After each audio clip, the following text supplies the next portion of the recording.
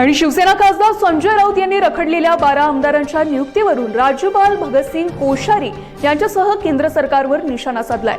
हा सगळा खेळ ठरवून चाललेला आहे। राज्यपाल स्वतःच्या मर्जीने या सगळ्या गोष्टी करत नाहीत, त्यांच्यावर दबाव आहे। तो दबाव कुठून असू शकतो हे आपल्यालाही माहिती आहे, असं म्हणत संजय राऊतांनी केंद्राकडे बोट दाखवलंय। 12 आमदारांच्या बद्दल हायकोर्टाने देखील निर्देश सूचना दिल्या राज्यपालांना आणि त्याच्यानंतर काल राज्यपालांची अमित शहा यांच्याबरोबर देखील भेट होते। काय वाटतं एकूण याबद्दल? आम्हाला काही वाटत नाही, हा सगळा खेळ ठरवून चाललेला आहे।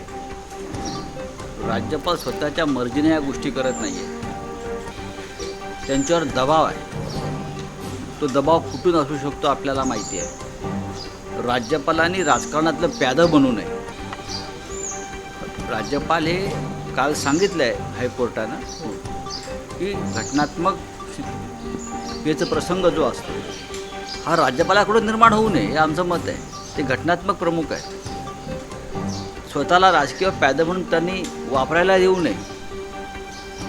ते पूर्वाश्रमीचे भाजपाचे नेते असू शकतात किंवा संघाचे प्रचारक असू शकतात, त्याच्याविषयी आमचं काही या हस्तक्षेप किंवा आमचं काही भूमिका असण्याचं कारण नाही। कारण राज्यपाला शेवटी पॉलिटिकल एजंट असतो केंद्राचा, पण त्यांनी घटनेनुसार राज्यांच्या अधिकारांवर, कॅबिनेटच्या अधिकारावरती जर ते अतिक्रमण करत असतील कोणत्याही राज्यांचे राज्यपाल, तर ते मला असं वाटतं या देशाच्या संघराज्यावर, अधिकारांवरती राज्यांच्या हल्ला आहे।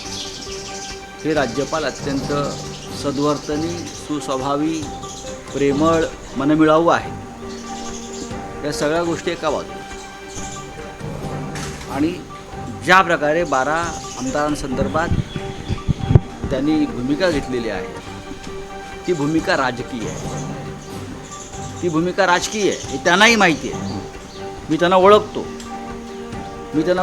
त्यांच्याबरोबर मी काम केलेलं आहे पार्लमेंटमध्ये, मी त्यांना ओळखतो। मनापासून ते करत नसावेत, पण शेवटी त्यांची नेमणूक ज्या पक्षाकडून झालेली आहे ते त्या पक्षाच्या भूमिकेला अनुसरून, त्या दबावाला अनुसरून ते काम करत आहेत। खरं म्हणजे त्यांनी दबाव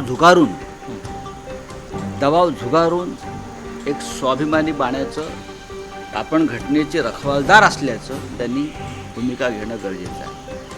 काल ते अमित शहांना भेटले गृहमंत्र्यांना, ही चांगली गोष्ट आहे।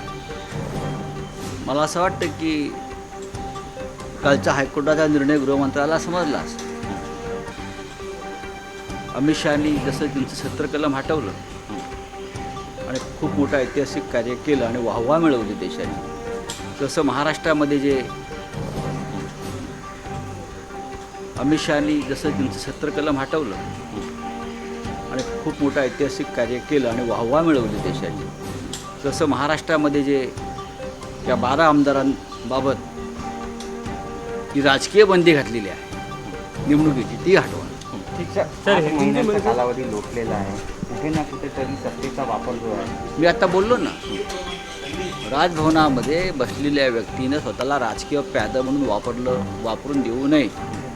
त्याच्यामध्ये या घटनात्मक पदाचं अवमूल्यन आणि अवहेलना होत आहे, हे मी आपल्याला सांगतो आहे। काल हायकोर्टानं प्रत्यक्ष जरी हल्ला केला नसला तरी अप्रत्यक्ष हाईकोर्टानं तेच सांगण्याचा प्रयत्न केला। बोलिए क्या बात है? सर, आपसे जानकारी उन्होंने कहा कि 8 महीने का समय बहुत ज़्यादा होता है और उन्होंने लेकिन टाइम लिमिट नहीं तय की। देखिए, उसके उपरांत अमित शाह से भेंट की। बात ऐसी है, किसी भी राज्य का गवर्नर होता है, उसकी अपॉइंटमेंट पॉलिटिकली होती है। जिस पार्टी की सरकार दिल्ली में होती है, दिल्ली के लोग हर राज्य में अपना पॉलिटिकल एजेंट की अपॉइंटमेंट करते हैं। जैसे ब्रिटिश काल में होता था, पॉलिटिकल एजेंट गवर्नर है, लेकिन उनके ऊपर एक जिम्मेदारी भी होती है, संविधान की तरह काम करने की, देश और राज्य चलाने। और राज्यपाल ने अपने आप को राजनीतिक प्यादा के तौर पर इस्तेमाल करने से बचना चाहिए। और महाराष्ट्र में जो हमारे राज्यपाल महोदय है, बहुत अच्छे व्यक्ति है, बहुत ही दयालु है, मैं उनको बहुत सालों से जानता हूँ, उनके मन में कोई खोट भी नहीं है। लेकिन उनके ऊपर उनके पार्टी का दबाव है। मैं ये बहुत ही सावधान तरीके से बोल, उनके ऊपर उनके पार्टी का दबाव है। जिस पार्टी ने उनके अपॉइंटमेंट किया, जिस पार्टी के वो मुख्यमंत्री थे उत्तराखंड में, जिस पार्टी के वो केंद्र में मंत्री रहे, जिस पार्टी ने उनको राज्यसभा का मेंबर बनाया, जिस पार्टी में लोकसभा के टिकट पर वो चुनकर आए थे, हो सकता है। लेकिन अगर महाराष्ट्र की बात आती है तो 8 महीने तक आपने हमारे 12 सदस्यों की फाइल क्लियर नहीं की है।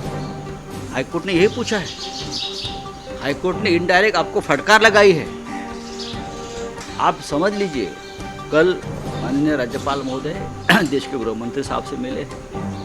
मुझे मालूम है कि देश के गृह मंत्री ने देश के लिए बहुत बड़ा काम किया है। 370 कलम को हटाया है कश्मीर में से। अब मुझे लगता है कि जल्दी ही राज्यपाल को बताएंगे, जो 12 सदस्यों को नियुक्त करना है वो बैन भी हटाएंगे। ठीक है सर, इसके अलावा और जानना चाहेंगे कि वेंकैया नायडू कह रहे हैं कि उनके लिए हाउस अपनी आंखों की तरह है, विपक्ष और सरकार पक्ष दोनों।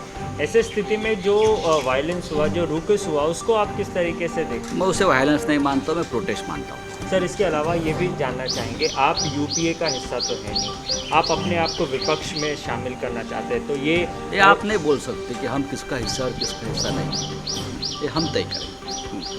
हाँ, नहीं तो आगे की रणनीति क्या होगी सर? अभी तो पता आप चलेगा ना। यूपीए में विलय 2024 के लिए और बहुत टाइम है। हाँ, तो यूपीए में विलय करेंगे तो देख लेंगे। सर, आधी शरद पवारांना मंत्रालयामध्ये बोगस नावाने फोन कॉल करण्यात आले। आता आता मिलिंद काय? नार्वेकर यांना धमकीचे मला माहिती. सर त्याच विषयावर बोलत होतो की युपीएच्या